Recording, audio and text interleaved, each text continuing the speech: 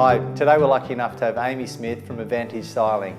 She's come to share some styling tips and techniques that will help present your house beautifully before sale. I started with Advantage Property Styling about 8 years ago, 6 months after they initially launched. I'd studied interior design at the White House Institute of Design, and post that went and worked with an interior designer in Mossman. So I've been very lucky in that time to see all sorts of different properties and work with a lot of different vendors on their homes and presenting them for sale. It could be as small as just adding a rug or a mirror to a dark room, or completely refurnishing a new home. So we don't have a minimum quantity on what we need to do. But really we just focus on getting the property looking its very best for the sales campaign. Amy, what are the most common mistakes people make when styling their home? The thing I most commonly say to people is to declutter, so really to minimise what's in the property, so you're letting the rooms feel as big as they possibly can, and also just to open up the flow with the room, so not having big bulky pieces of furniture in the middle of the room, and using some lighter colour pieces throughout. We do find that buyers tend to open up cupboards and wardrobes when they're looking through a property, and I always say to my vendors that if a buyer opens up your cupboard and it's bulging at the seams, it does make it feel like there's not enough storage throughout the property. So you really want it to all be as neat and tidy as possible.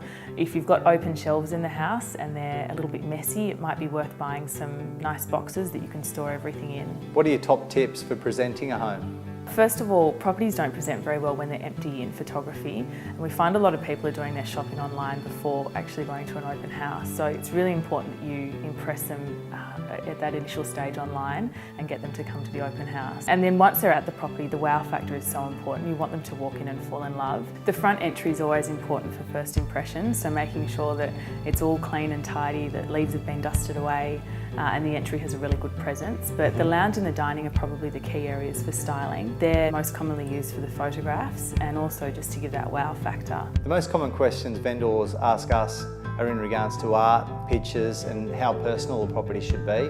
What are your thoughts? We try to avoid personal photos because you don't want buyers coming in and getting distracted on who lives at the property at the moment. You want them coming in and imagining themselves there. But generally sort of one large piece of art or a pair of art above a sofa, or a mirror if it's reflecting a view or a bit of light back into the property can work really well. So we customise all of our packages. We always look at the property with either the agent or the vendor and assess what the home requires and the style of the property, and we try and work out who the likely demographic is as well, so we can tailor the styling to suit their tastes. I thought we could discuss 157 Queenscliff Road. It was vacant, didn't have a homely feel, and a great example of how a property can really benefit from great styling. Yeah, it was an interesting property. We had a big rock face coming through one of the rooms, and there was a lot of hard surfaces in there, so we really needed to soften the overall feel to stop the sound bouncing around, and also just to warm it up for buyers as they came through. So using upholstered furniture, some artwork, rugs and lighting, we helped to warm it up. A study we set up as a second bedroom so that you could show that you could fit a bed in there.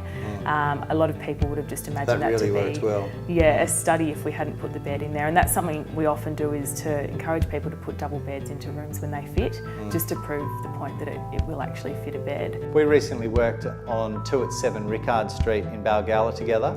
It was originally tenanted and then vacant. Just wanted to ask what methods and advice you gave the client to assist with the sale. I saw the property just after the tenant had left and it was feeling a little bit tired.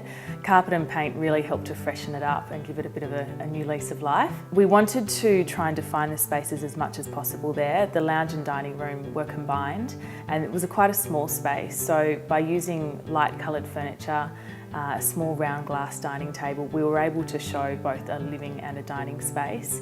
And then the bedrooms we obviously furnished with beds and bedside tables. So I think for photography that property wouldn't have come up as well without the furniture in there. I think buyers would have sort of seen it as being quite a small living space. But by putting the furniture in it showed what you could fit and showed that it was really a good size area.